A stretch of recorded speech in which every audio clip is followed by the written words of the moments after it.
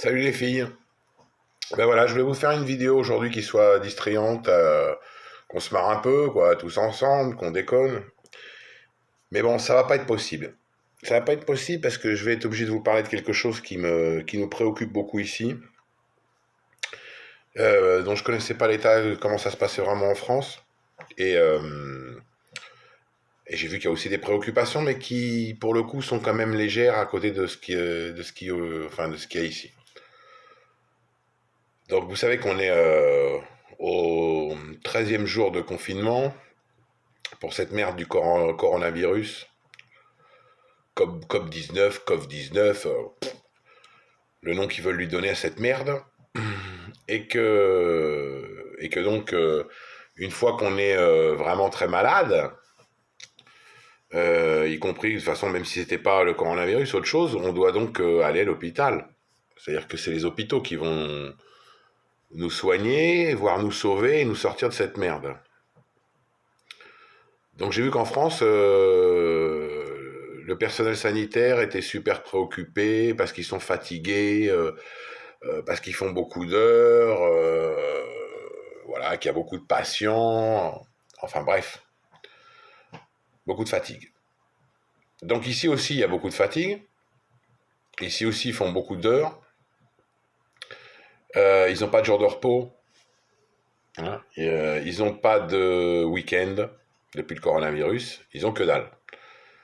Mais surtout, le plus grave, c'est qu'ils n'ont pas d'équipement de protection. Je crois que je vous l'avais déjà dit ou j'en avais déjà parlé. Sauf que quand on dit ils n'ont pas d'équipement de protection, là, pour les trois quarts des gens, je sais pas ce qu'ils peuvent penser, vous pouvez penser ou ce qu'ils pensent les gens ici. Euh, c'est pas de protection du tout, quoi. C'est-à-dire que pour ceux qui travaillent au contact des malades infectés du virus, ou infectés par le virus, excusez-moi, c'est que je me mélange avec l'espagnol, ça vient des fois à la tête un peu mélangé. Donc on leur donne, parce que donc on le savait déjà plus ou moins, parce que ça, on entend ceux qui viennent dire à la télévision qu'ils n'ont pas d'équipement, on avait vu des images, mais ça paraît tellement irréel que vous dites, enfin qu'on se dit c'est pas possible quoi. Je veux dire c'est pas possible. On voit des infirmières qui se fabriquent des équipements de protection avec des sacs poubelles, hein, des infirmières, des médecins urgentistes qui, pour se protéger de cette merde, se fabriquent des fringues avec des sacs poubelles, qui travaillent avec des gants MAPA. Vous savez, les gants pour faire la vaisselle, qui se fabriquent des masques, hein, avec, vous savez, quand on va se faire opérer, on nous met, vous savez, les espèces de chaussons, là, ou même eux, quand ils sont en salle d'opération, ils ont des, vous savez, les chaussons qu'on met par-dessus les chaussures, là, les trucs verts, là, bah, ils se fabriquent des masques avec ça. Donc, quand on voit ça, bon, on n'y croit pas. Sauf qu'aujourd'hui, parce que comme Ampal, ma femme, pour ceux qui ne savent pas encore, est infirmière, mais bon, elle est plus en exercice, hein, dû à un problème de santé, elle est plus en exercice. Heureusement, heureusement, heureusement. Sinon, je serais en train de flipper là tous les jours à la maison, quoi. Donc, heureusement. Euh, mais elle a beaucoup de ses amis qui sont encore infirmières et en exercice et dans les hôpitaux. Et il y en a une aujourd'hui qui nous a envoyé, parce que jusqu'à hier, elle était donc travaillait en salle d'opération, donc dans un bloc. Sauf que bien sûr, ils sont en train de fermer les blocs. Et tous ces étages qui servaient à opérer les gens, bah, ils servent aujourd'hui à recevoir les centaines et les centaines de gens qui arrivent et qui font intuber. Et qu'il faut leur mettre un respirateur. Donc, je sais pas comment ça s'appelle, un respirateur par respiratoire, quoi. Et quand elle nous a envoyé la photo de son équipement qu'on lui a remis, en fait on lui a rien remis, parce que c'est un équipement, ça donne peur, ça fait peur, ça fait peur. Euh,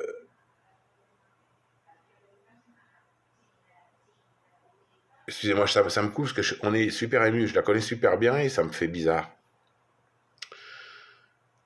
Ça me fait vraiment bizarre. Donc, quand vous voyez avec quoi ils sont obligés de bosser, et le mot va être clair, le mot que je veux dire, ils sont en train de risquer leur vie pour sauver des gens comme nous, Ils sont en train de risquer leur vie à chaque instant.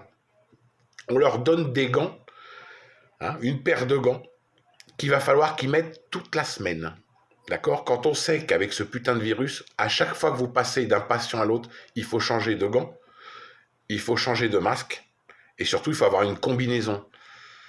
Une combinaison qui, bien sûr, vous n'allez pas la remettre le lendemain. C'est une combinaison qu'on utilise pour son tour, sa journée de travail, on va dire.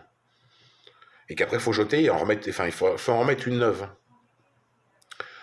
Que les lunettes, on leur a acheté ou on leur a demandé d'acheter des lunettes de ski. Vous savez, les lunettes de ski? Parce qu'il n'y a pas de lunettes. Et là, je vous parle d'hôpitaux, des grands hôpitaux. C'est des grands hôpitaux espagnols. Je vous parle de l'élite hospitalière espagnole. D'accord? Il n'y a pas qu'à Valence. À Madrid, c'est le même merdier. Ils se plaignent de la même façon. C'est pour ça qu'aujourd'hui, vous avez 18% des gens infectés en Espagne recensés, sont des gens qui travaillent dans le sanitaire, dans les hôpitaux. 18%. Plus donc, bien sûr, si ces gens-là sont infectés, on est obligé d'isoler encore un maximum de monde. Hein, un maximum de monde. Donc, ils ont été puisés dans les réserves. Dans les réserves. Ils sont même en train de mettre en jeu la vie de nanas qui ne sont pas encore infirmières. Qui leur manque un an d'études. Mais c'est pas grave, ils prennent tout ce qu'il y a. Ils sont prêts à faire crever tout ce qu'il y a. Donc, vous voyez, je m'énerve même pas plus parce que je sais pas ce que je ferai. Donc voilà, c'est que pour vous parler de ça, de ce putain de problème. Donc ce putain de problème, il vient, l'excuse des politiques, c'est toujours de dire que c'est parce que l'Europe leur a demandé de faire des coups drastiques. Sauf qu'ici, comme en plus ils ont volé du pognon à tour de bras, hein, parce qu'en Espagne, les politiques, si en France ça vole, des thunes, qui s'en met plein les fouilles, vous pouvez même pas imaginer ce qui se met ici dans les fouilles. Vous pouvez même pas l'imaginer parce que quand vous parlez de certains cas en France, on parle de 2 millions, 3 millions, 4 millions, 40 millions, 50 millions, c'est énorme. Enfin, ici, vous avez des mecs, hein, et ils sont pas en tôle. Vous avez des mecs, dont un en Catalogne, c'est le plus gros, il a volé, il est accusé d'avoir volé 1 milliard d'euros, d'accord? 1 milliard d'euros, c'est celui qui a été pendant 20 ans président de la région, de Catalogne. Donc, vous pouvez, enfin bref. La seule chose, c'est que, voilà, on va pas revenir dans la politique, parce que ça, je crois qu'il va falloir le régler après, je l'ai déjà dit. C'est surtout que ces pauvres, ces nanas, ces infirmières, ces aides-soignantes, celles qui font l'entretien, parce qu'il faut y penser aussi, elles ont aucune protection. Elles travaillent au milieu d'une infection totale, hein. C'est celle qui nous a appelé aujourd'hui, son amie, elle nous a dit, moi, j'appelle ça la jungle.